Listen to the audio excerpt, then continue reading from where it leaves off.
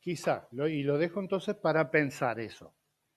Quizá la primera expresión vinculante del hombre con Dios, es decir, religión, si vos querés, o la primera cosa de la fe, de la religión que ha habido en la historia, es la oración. Obviamente no la lectura de la palabra de Dios, porque la lectura de la palabra de Dios vino miles de años después del relato de la creación, por decir algo, desde que había gente en el mundo. Algunos pueden decir que han pasado quizá millones de años. Es ese tipo de cifras que a algunas personas nos da vértigo, como los números, por ejemplo, de la deuda externa del país es 2.300 billones de pesos. Cuando yo leo esos números, que para mí 1 billón y 2.000 billones es lo mismo, como los años luz, entonces directamente mi mente se desconecta, dice, no, esto es demasiado grande. Entonces la creación del hombre, Adán, Eva, hasta que fue escrita la Biblia, hasta que alguien se puso a escribir, que fueron unos quizá 4.000 años antes de Cristo, unos 6.000 años hasta ahora, que es la época de la historia, como se llama. La parte anterior a la de la escritura se llama prehistoria, porque la historia se pudo escribir recién, quizá unos 4.000 años antes de Cristo. Y obviamente entonces no habría lectura de la palabra de Dios hasta la época donde había escritura de la palabra de Dios. Antes fue todo basado en la memoria. Tampoco habría quizá referencias tempranas en la Biblia a lugares de adoración.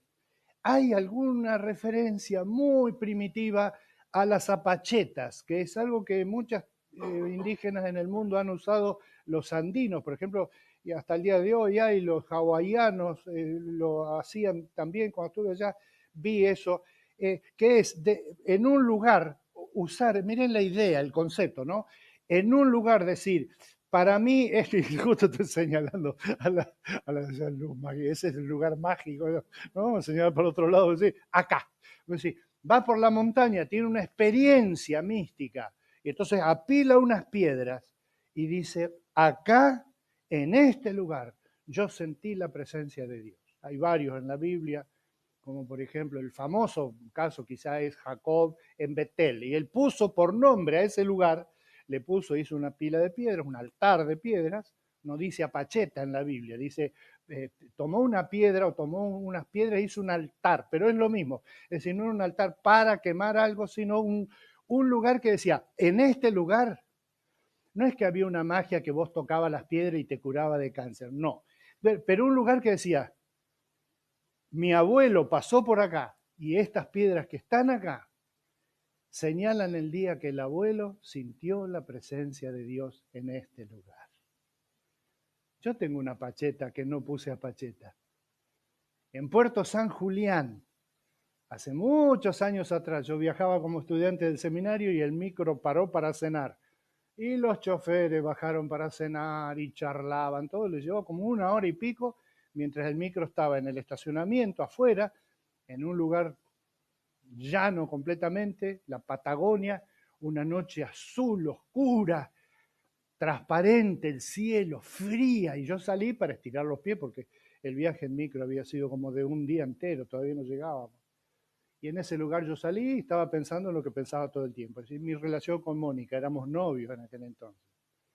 Y en ese lugar, al lado del micro, solo, no había nadie, nadie me escuchaba ni tampoco hablé, yo estaba pensando con el Señor, ¿qué hacemos? Porque a mí me faltaba todavía terminar los estudios en el seminario, no teníamos perspectiva de casa, ni trabajo, nada. Yo le dije al Señor, Señor, te pido que nos casemos, porque esto así no va a durar mucho tiempo más. La tentación era grande. Dije, Señor, tenés que hacer algo. Y yo registro ese día que después le conté a Mónica y los dos juntos decidimos casarnos, aunque no teníamos más que las ganas, solo que las ganas eran muchas. Es un lugar sagrado en el tiempo, en el espacio, en un lugar marcado con algo. Yo no marqué nada, porque tampoco se me hubiera ocurrido, pero ese micro, esa noche oscura, con las estrellas tachonando el cielo, el ripio, el ruido del micro atrás mío, crum, crum, crum, crum, crum, el olor del escape, del diésel, del micro, siempre me voy a acordar de eso. Hasta la campera que tenía, me acuerdo, tenía una mochila con la máquina de foto, iba hasta el baño con mi máquina de foto en aquel entonces. Bueno, un lugar sagrado. Pero eso es temprano, pero posterior a la oración. Yo quiero hablar de la oración, de la posibilidad que tiene una persona no solamente de determinar un lugar sagrado y a partir de ahí ir creciendo hasta ser un lugar sagrado donde quepan 5.000 personas, ¿no? Que es la misma idea, la idea de un lugar donde tenemos un encuentro especial con Dios. El culto, el templo, contemporáneamente lugares ideales como puede ser, por ejemplo, un streaming o un encuentro virtual en WhatsApp o algo por el estilo. Pero la oración es más temprana. Hay un ejemplo mismo en la naturaleza de Dios que dice que Él se movía en el jardín del Edén antes del pecado de Adán y Eva, se movía y tenían un diálogo fluido. Y ese es el modelo de oración. No el lugar donde voy a la pacheta y me postro y hago algo así preparado, sino el mero hecho de estar en comunión con Dios, esa es la oración. Yo quiero leer una parte del texto donde está relatado lo que dijo Salomón cuando inauguró el templo de Jerusalén, que fue fantástico, lo planeó y lo juntó los materiales, lo anticipó, digamos, David, pero el que lo pudo construir y terminar fue Salomón. Y en el momento del cierre de de la inauguración, digamos, de esa construcción, Salomón tuvo una oración muy bonita, y en esa oración que está en primer libro de Reyes, primero Reyes 8, 27 al 30, como parte de una oración mucho más larga, por supuesto, dice así. Pero ¿será posible, Dios mío, que tú habites en la tierra? Si los cielos, por altos que sean, no te pueden contener, mucho menos este templo que te he construido. Sin embargo, Señor mi Dios, atiende a la oración y a la súplica de este siervo tuyo. Oye el clamor y la oración que hoy elevo en tu presencia, que tus ojos estén abiertos de día y de noche sobre este lugar, el lugar donde decidiste habitar, para que oigas la oración que tu siervo te eleva aquí. Si ustedes se fijan, cuando Jesús se enojó en el templo, que era otro, no era este mismo, sino que lo derribaron, lo volvieron a construir uno, Herodes construyó uno mucho más lindo, mucho más grande en su espacio, etcétera. Para el tiempo de Jesús estaba ese otro templo en funcionamiento. Y en ese lugar, cuando Jesús protestó por los que vendían animales y al cambio hacían dentro del templo, usó esta palabra. Usó exactamente esta palabra, llamar al templo casa de oración. Nosotros quizás contemporáneamente diríamos, es el lugar de la alabanza, es el lugar del encuentro fraternal, es el lugar de aprender la palabra de Dios. Sí, sí, sí, sí, sí, sí. También para comer, es un lugar para comer juntos. Para bautizar, también, tiene bautisterio, también sirve para bautizar. También para dar cursos, sí, sí, sí, sí, sí, fenómeno. La esencia de la pacheta desarrollada que es un templo. ¿Para qué es? Es una casa de oración donde yo puedo ir y no me voy a esconder delante de la muchedumbre así, como perro que volteó la olla mirando así, oh, alabamos, cantamos, que esto, que lo otro, pero no me miren fijo porque tengo cosas que ocultar, sino alguien que va al templo y las cosas que tiene para ocultar las va a revelar a Dios en su presencia en un lugar especialmente dedicado para eso, casa de oración, como Jesús la llamó. Yo quisiera que viéramos 4 cosas donde se caracteriza la oración tanto en el relato de la fundación del templo, del primer templo, como en general en toda la Escritura. La primera cosa de la oración que hay que tomar en cuenta para orar nosotros es la condescendencia. Esta característica de que cuando oramos, no soy yo que me elevo a Dios, sino que es Dios el que, como dice Salomón, inclina su oído. Es una figura algo familiar del papá que el nenito lo habla, porque quiere pedirle algo. ¿Cómo hace el nenito con el papá o con la mamá para pedirle algo? En el caso de la mamá, si usa falda, le tira la falda, ¿no es cierto? Le tira así, porfi, porfi, porfi. ¿Y qué hace la madre? Escucha, y si hay mucho ruido, lo que hace automáticamente es mirar y inclinar su oído. Dice, ¿qué querés? ¿Me vas a sacar canas verdes? Nunca supe qué quiere decir verdes. ¿Por qué verdes? Pero es la mamá o el papá que el hijito le dice, papi, y el padre entonces está haciendo algo y hace, ¿qué? ¿Qué? Esa actitud condescendiente de Dios es la que ocurre cada vez que nosotros decimos, Padre nuestro que estás en los cielos. No estoy yo, estoy hablando a Dios, pero no estoy subiendo al cielo con alas de ángel. Estoy dirigiéndome hacia el cielo y en el cielo va a haber a alguien que está sentado en el trono, pero que va a inclinar su cabeza para decirme, sí, decime. Jesús lo dejó más claro, Jesús es modelo de todo en la Biblia, ¿no? Cuando arranca su oración didáctica, que le pidieron, enséñanos a orar, y él les dijo, ustedes van a orar así, Padre nuestro que estás en los cielos. Es decir, yo elevo mi mirada, mi visión a Dios, pero es Él que es condescendiente en escucharme.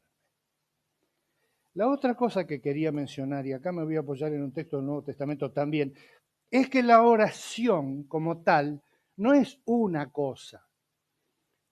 Conté en los tips de esta semana que un hombre que recibe los tips por el cual hemos estado orando en la iglesia y todo,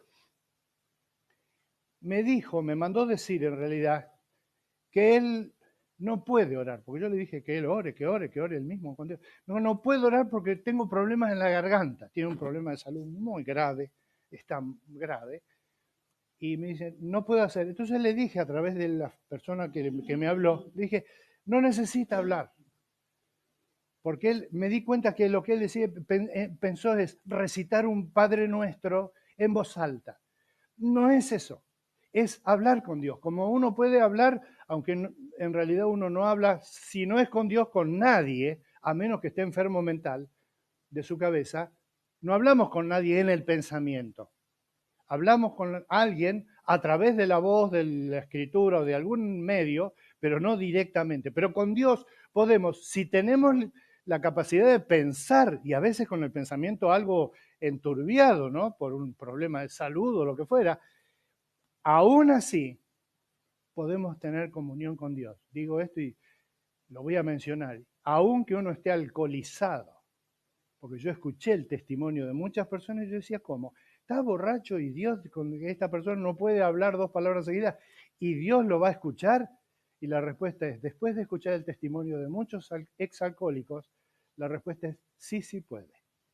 Y Dios entiende el lenguaje de un alcohólico que está completamente dado vuelta, pero que en el fondo del charco donde está, le pide ayuda a Dios para salir adelante. Y Dios lo escucha. Dios escucha a todas las personas. Ahora, pensemos un poquitito en este fenómeno, el fenómeno de la variedad de las oraciones. Nosotros tenemos, por ejemplo, la oración por la cual damos gracias antes de comer. Eso es muy común en la casa de los cristianos. Damos gracias antes de comer. Señor, bendice estos alimentos, que no falten en la mesa de ninguno de tus hijos. En el nombre de Jesús, amén. Eso es una oración. Pero esa oración no es la misma que hacemos arrodillados al lado de la cama de nuestro hijo cuando está enfermo. Esa otra oración es completamente diferente. Es una oración donde la concentración se se concentra, valga la redundancia, en un punto, en la punta de un alfiler. Es dramática, es penosa, es difícil de expresar. Se llama clamor, ruego, súplica. Hay oraciones que son así, clamor, súplica, ruego. Y hay otras oraciones que son más comunes cuando le dicen a alguno, por ejemplo, le pedí hace un rato a Laura que pida en el culto. Entonces es más o menos, no hay nada dramático en eso. Es una oración hecha entre los hermanos, dándole gracias a Dios, pidiéndole que Él presida nuestros pensamientos en el culto, bendiciéndolo, alabándolo por sus cosas. Esa es una oración como la que hemos escuchado hace un rato. Pero hay otras oraciones que son de otro tipo. Por eso la Biblia dice, clama a mí y yo te responderé, porque la idea es que la búsqueda de Dios no es una cosa tan simple como, sí, Dios, si querés venir a mi vida, vení a mi vida, porque la mayoría de nosotros hemos llegado a la presencia de Dios en condición crítica. Padre, perdona mis pecados, te entrego mi vida, estoy arrepentido de lo que he sido y esa no es lo mismo que dar gracias por la comida que vamos a comer. Mónica, ¿vos podés publicar en la pantalla Efesios 6:18? Miren, dicen, oren en el Espíritu, está con mayúscula acá, pero es una interpretación, porque eso de orar en el Espíritu quiere decir tanto en el Espíritu Santo, guiado y conscientes de que está en la presencia de Dios, como el propio espíritu humano, el interior, lo profundo de una persona. Y dice, oren en el Espíritu en todo momento, con peticiones y ruegos, en el que viene probablemente tiene algo más también. Manténgase alerta, perseveren en la oración. No, pensé que mencionaba algún aspecto más de la oración, pero menciona este aspecto de la oración que varía según el motivo de la oración, para que sepamos que todo lo que es comunicación con Dios, aunque sea una comunicación trivial, es oración. De manera que cuando hablamos de orar, no nos referimos solamente a rezar el Padre Nuestro, sino a rezar el Padre Nuestro, que bien lo podemos hacer, podemos decir, recitemos junto al Padre Nuestro. Padre Nuestro que está en el cielo, Y entonces dice, sí, pero parece un católico que está en una misa donde no se siente nada. No, hay católicos que sienten la presencia de Dios mientras rezan entre todos el Padre Nuestro. ¿Por qué no? Si la enseñó Jesús. Pero por supuesto también hay oraciones que son mucho más comprometidas desde el punto de vista emocional, y hay variedad de oraciones. Y en la vida de Jesús hay variedad de oraciones. Miren una oración de Jesús como por ejemplo, dice, Padre, yo estoy haciendo esta oración porque estos que están acá alrededor mío sepan de que vos escuchás cuando yo hablo contigo. Eso es una oración. Del 1 al 10, ¿cuánto calificaríamos esa oración? ¿Qué otras oraciones hay de Jesús? La oración en Getsemaní, que era tan larga y tan no sé qué, que no sabemos qué decía, pero sabemos por uno de los evangelios que parte de su oración, que era un verdadero clamor de gemido tan profundo que dice que aún en su sudor perdía sangre, la angustia que él estaba pasando.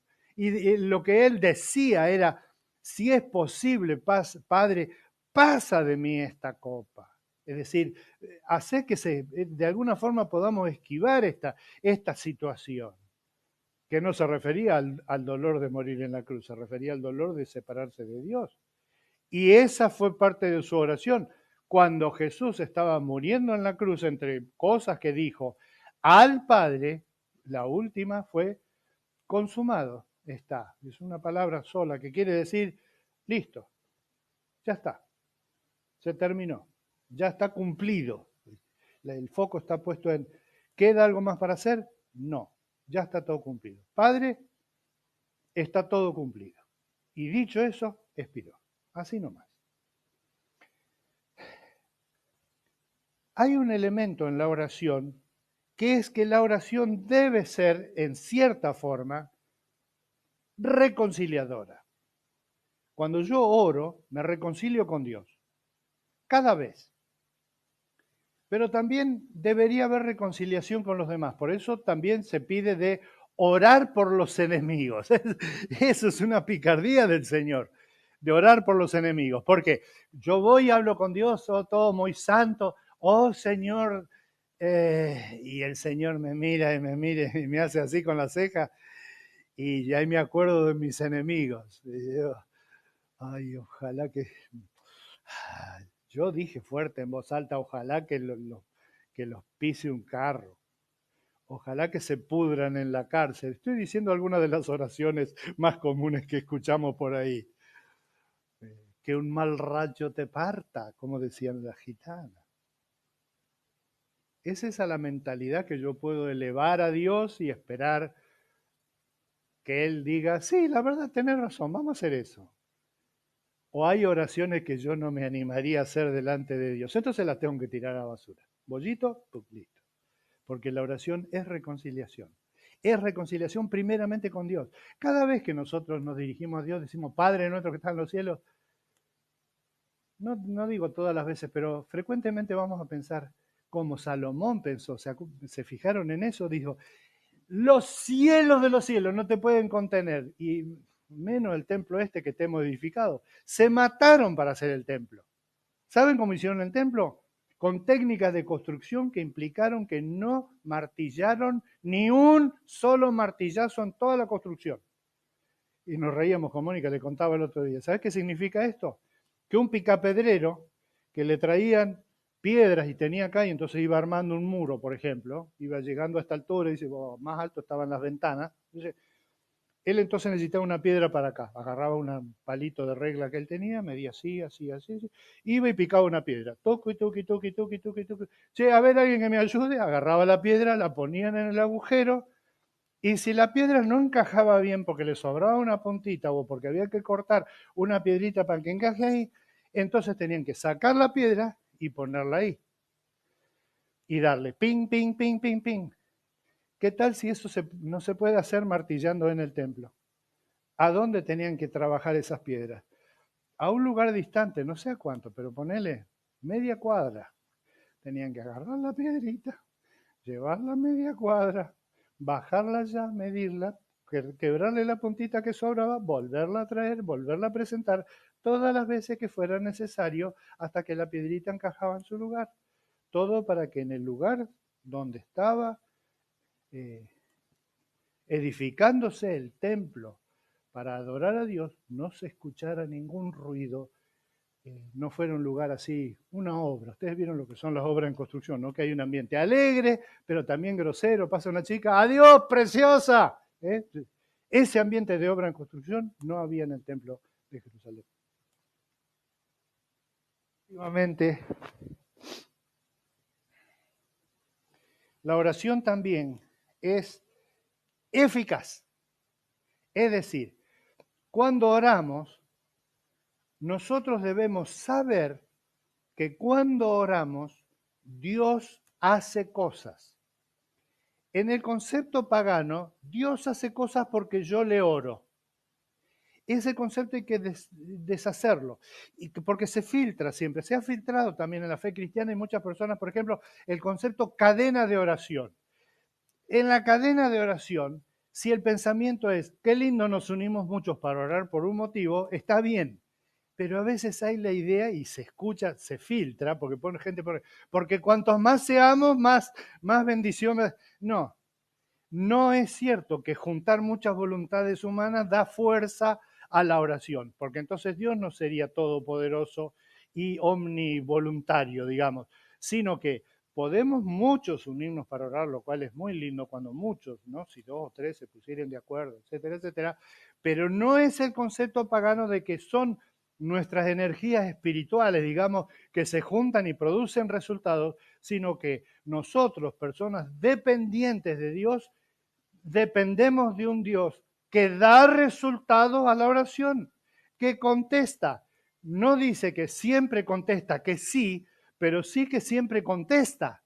Dios no se hace el que no escuchó y Dios siempre escucha. Es muy importante esto, no es que Dios no escucha, bueno, no escucha la oración del pecador, por ejemplo. Hay oraciones en la Biblia donde gente ha pedido, ha maldecido a alguien.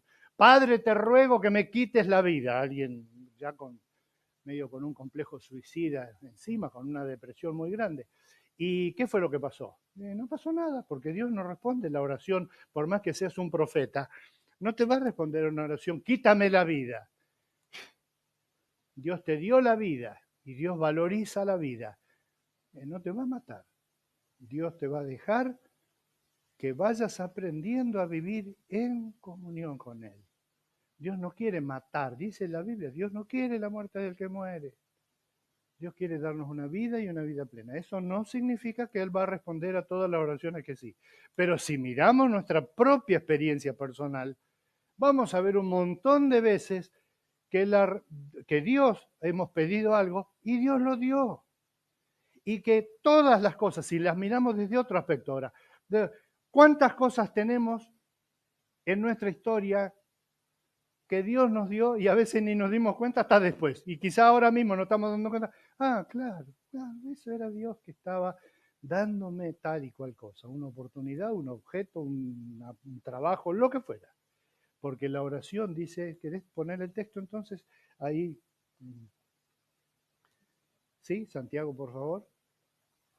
¿Está afligido alguno entre ustedes? Que ore, que ore. Es decir, estás afligido, no importa por qué, pero ora. Justamente porque la oración da resultado, pero no, a ver, no tenés que orar con el sentido mágico de que si oro se produce el milagro, sino ora, habla con Dios, charla con Él, tené comunión con Él. No importa si te está yendo mal, quejate, tenés algo para quejarte, quejate con Dios. Decirle, Padre, esto no puede ser, esto está mal. Decile a Dios y decirle, Dios, perdóname por lo que digo, pero sinceramente es lo que quiero. Y Dios va a decir, gracias por tu sinceridad. El versículo que sigue, por favor. ¿Está afligido? Perdón, que ore. ¿Está enfermo alguno de ustedes? Llamen a los líderes de la iglesia para que oren por él y lo unjan con aceite. Yo ya me sé la parte que seguía, en el nombre del Señor. Y el que sigue, ¿qué dice? Y si ha cometido pecados, sus pecados se le perdonarán, porque está pensando en un momento de oración. Por eso confiésense unos a otros sus pecados y oren unos por otros para que sean sanados. Y la idea sanado acá conlleva la idea no solamente, porque estaba pensando justamente en el tema de que si hay alguien enfermo entre ustedes. Y es cierto que para el contexto histórico de esa época, enfermo quería decir gravemente enfermo.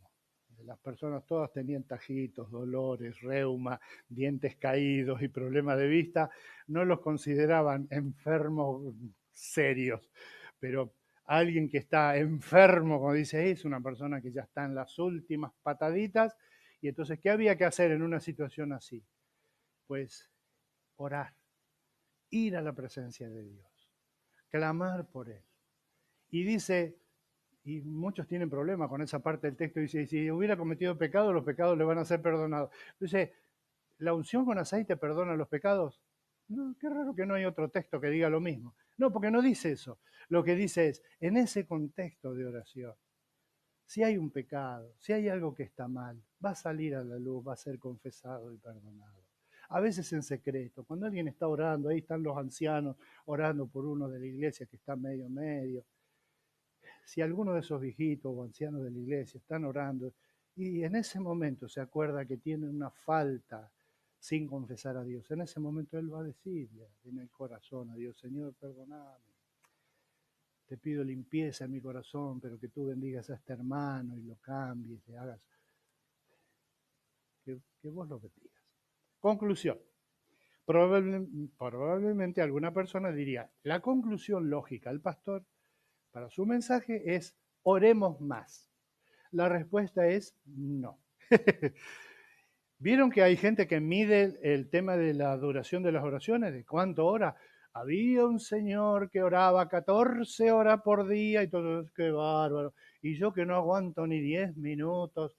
¿De dónde en la Biblia sale esa idea de que orar en cantidad produce más resultado o es una mejor oración? El propio Jesús tiene ese ejemplo de oración que yo quiero dejar.